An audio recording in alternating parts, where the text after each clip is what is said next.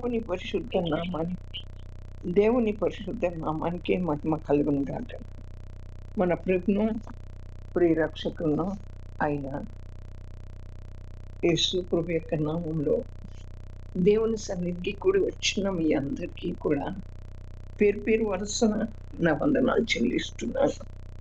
అయితే నా ప్రియమైనటువంటి వర్లరా, మనల్ని ప్రేమించి మన యొక్క జీవాన్ని ఆయనలో దాచి మనల్ని సజీవ లెక్కలో ఉంచి ఈ రీతిగా మనకి సమయాన్ని ఇచ్చి దేవుడు సన్నిధికి రావటానికి ఆయన కృపను తోడుగా ఉంచి మనకు ఒక మెలకు కలిగినటువంటి ఆత్మనిచ్చి నిద్ర నుంచి మేలుకొల్పి దేవుడు తీసుకొచ్చిన విధానాన్ని బట్టి దేవునికి కృతజ్ఞతాస్తుతులు చెల్లించుచున్నాను.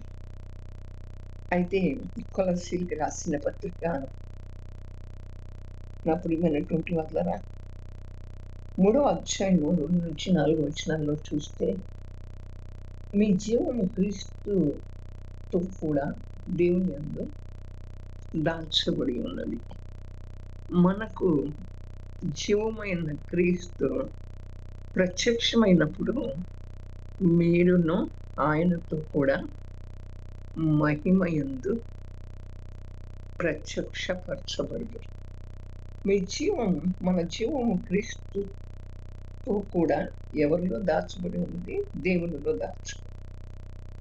మనకు జీవమైనటువంటి క్రీస్తు ప్రత్యక్షమైనప్పుడు మనము ఆయనతో కూడా మహిమయందు ప్రత్యక్షపరచబడతాం. అంటే ఇక్కడ ఒక మన యొక్క 2 అనుభవాలు ఇక్కడ చెప్పబడుతున్నాయి. ఒకటి, జీవము క్రీస్తుతో కూడా దాచబడి ఉంది. క్రీస్తు ప్రత్యక్షమైనప్పుడు ఆయనతో కూడా మహిమయందు ప్రత్యక్షపరచబడును. మనము క్రీస్తు యందు దాచబడి ఉంటేనే ఆయన వచ్చినప్పుడు ఆయనతో కూడా మహిమలో ప్రత్యక్షపరచబడతాం. అవును నా ప్రియమైనటువంటి వాళ్ళరా, మనం ఎవరిలో దాచబడి ఉండాలి? క్రీస్తులో దాచబడి ఉండాలి. క్రీస్తులో మనం దాగి ఉంటేనే ఆయన వచ్చినప్పుడు ఆయన యొక్క మహిమలో ప్రత్యక్షపరచబడతాం. అందరి చేత పొగడ్తలు, ప్రశంసలు అందుకుని ప్రఖ్యాతి చెందాలని ప్రయత్నించేటువంటి వరం క్రీస్తు మహిమ యందు ప్రత్యక్షమైనప్పుడు సిగ్గుతో కప్పబడినటువంటి వారై దాక్కోవలసి వస్తుంది. కనుక ఆయన ప్రత్యక్షమైనప్పుడు ఆయనతో కూడా మహిమ యందు మనం ప్రత్యక్షపరచబడాలి అంటే మనం ఎవరిలో దాచబడి ఉండాలి? క్రీస్తులోనే దాచబడి ఉండాలి. ఈ లోకంలో ప్రశంసలు, పొగడ్తలు, అంతేకాకుండా నా ప్రియమైనటువంటి వాళ్ళ మన ప్రఖ్యాతుల గురించి, వీటన్నిటి గురించి ఆలోచించినట్లయితే మనం ఆయన ప్రత్యక్షమైనప్పుడు మనం సిగ్గుతో కప్పబడినటువంటి వారంగా తలవంచుకునేవారుగా ఉండాలి. ఏలియా తాను అగపరుచుకోలేదు, కానీ అయితే అగపరుచుకోక ముందే అతడు దాగి ఉండాలని చెప్పబడ్డాడు.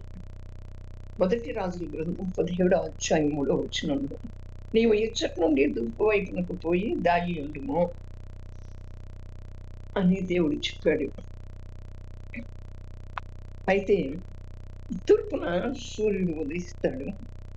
ఒక నిజమైనటువంటి దేవుని బిడ్డలమైన మనం దేవుని సన్నిధి అయినటువంటి సూర్యప్రకాశంలో దాగి ఉండటం నేర్చుకోవాలి.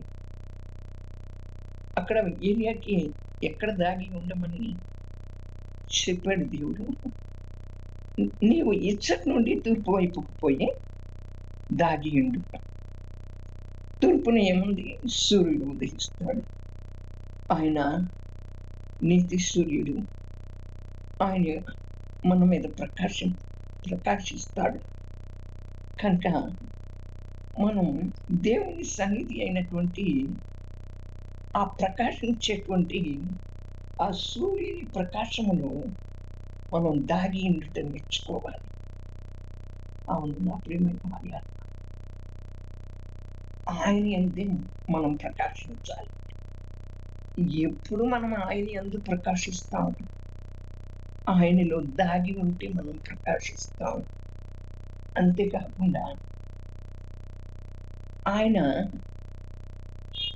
మహిమ మనలో ప్రత్యక్షపరచబడాలి అంటే మనం ఆయనలో దాగి ఉన్నప్పుడే ఆయన మహిమ మనలో ప్రత్యక్షపరచబడుతుంది.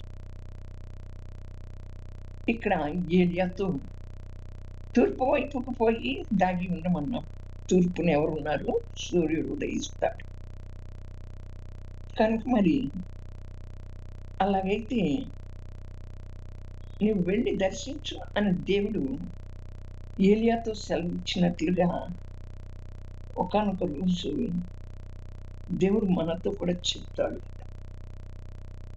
ఏలియా వెళ్ళి దర్శించినప్పుడు అతను దాగి ఉండమన్నాడు. తూర్పు దిక్కునకు వెళ్ళి ఆ తూర్పు దిక్కునకు వెళ్ళి దాగి ఉన్నప్పుడు ఆ తూర్పు దిక్కున ఉదయించేటువంటి సూర్యుని యొక్క కాంతి, సూర్యుని యొక్క ఆ నీతి సూర్యుడైనటువంటి ఆయన యొక్క వెలుగు, ఆ వెలుగుకు సంబంధించినటువంటి కిరణాలు మన మీద ప్రకాశించుగాక. అలాగే మనం కూడా ఆ తూర్పు దిక్కున మనం దాగి ఉన్నట్లయితే ఆ నీతి సూర్యుని యొక్క ఆ సూర్య కిరణాలు, ఆ వెలుగు మన మీద ప్రకాశిస్తుంది. మన మీద ప్రకాశిస్తుంది నా ప్రియమైనటువంటి వాళ్ళరా.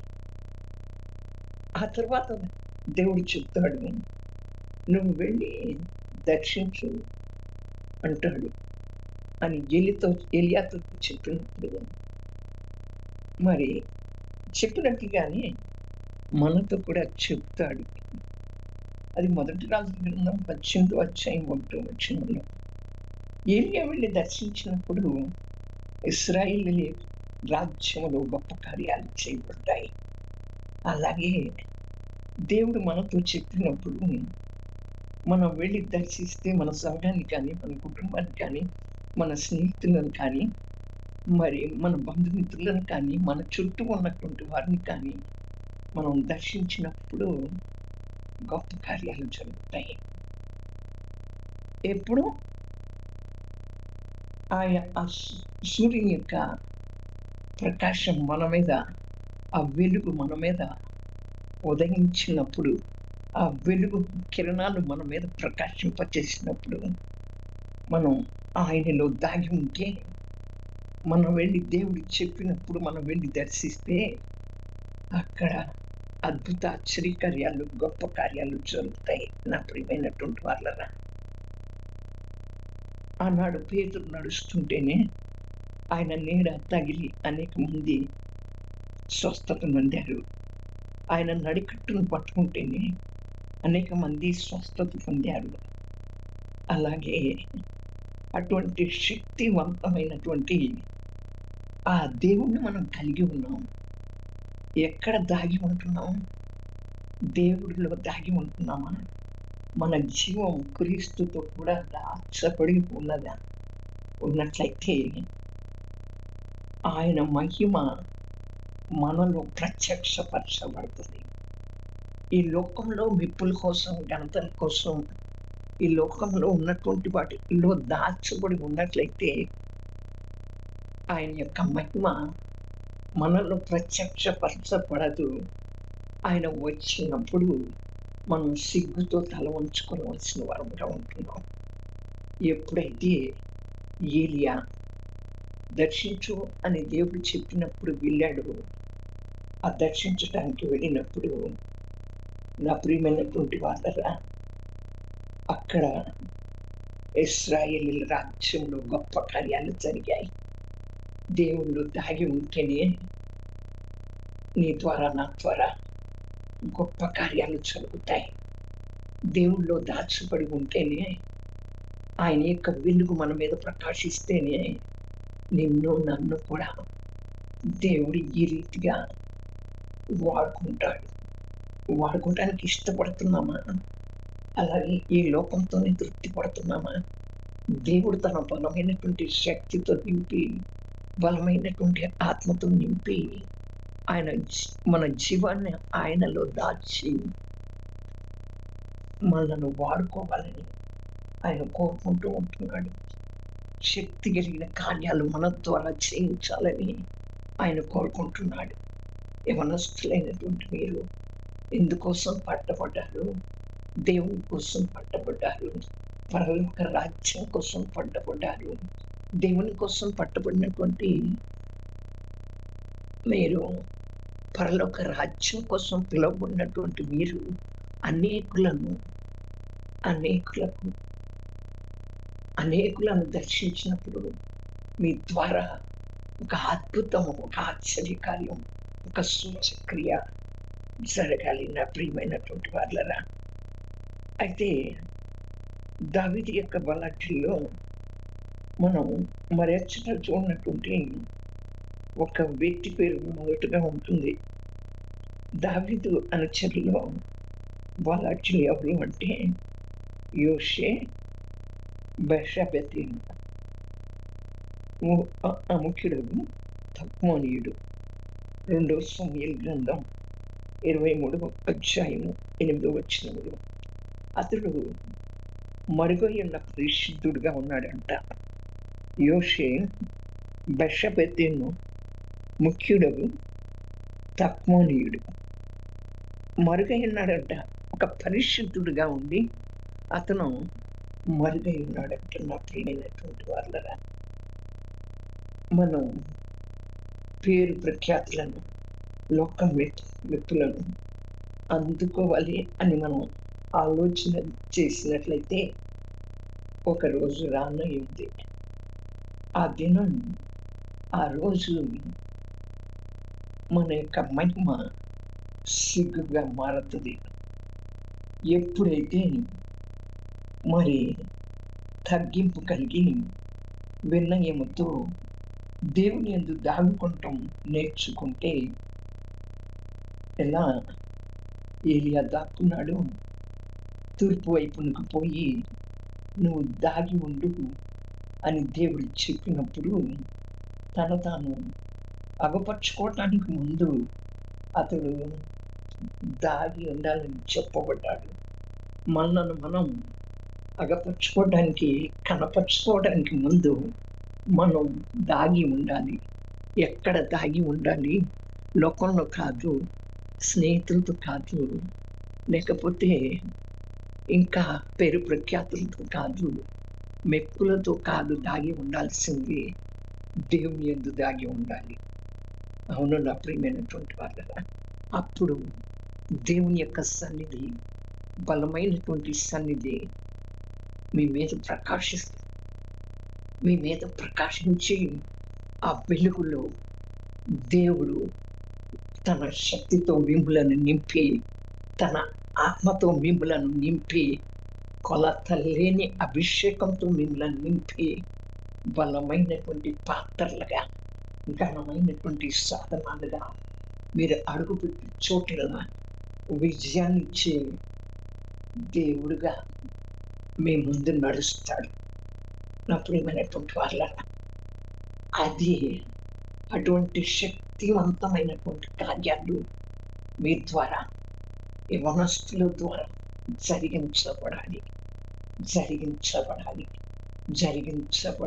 అంటే దేవునిలో దాగి ఉండాలి, దేవునిలో మరుగై ఉండాలి.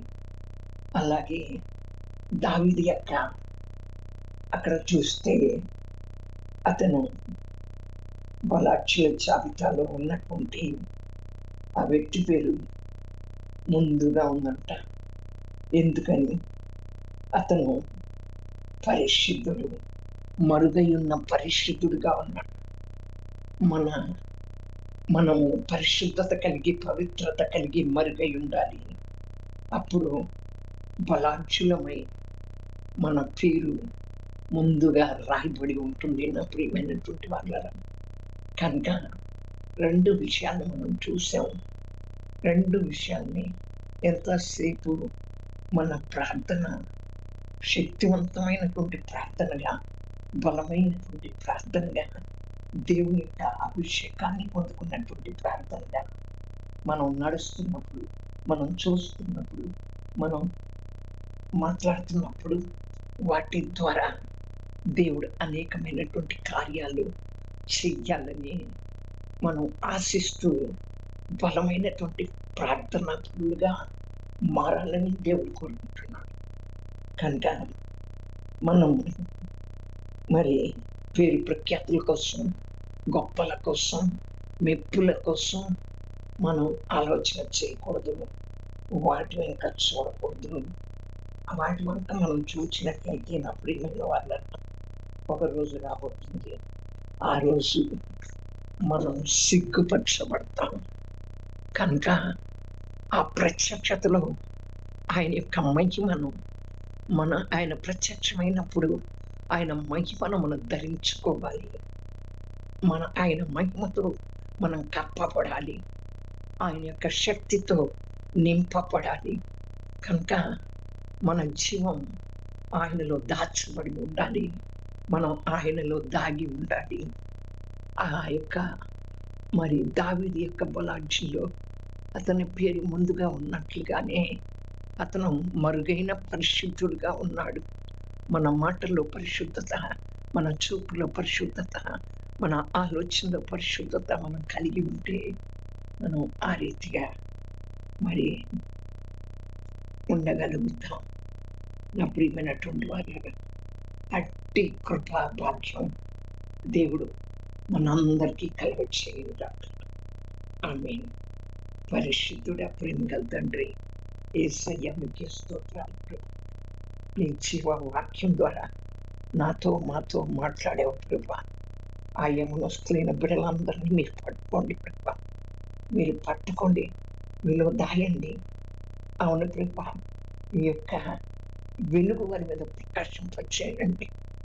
ఆ వెలుగులో నుంచి వారు పట్టబడి, వారి బలవంతులుగా మార్చబడి, వారు శక్తివంతులుగా మార్చబడి, మీ ఆత్మతో నింపబడి, కొలతలేని అభిషేకంతో నింపబడి అనేకమైన బలమైన కార్యాలు, ఆత్మ కార్యాలు అతడి వారి ద్వారా మీరు జరిగించండి ప్రభా. మీకే స్తోత్రాలు.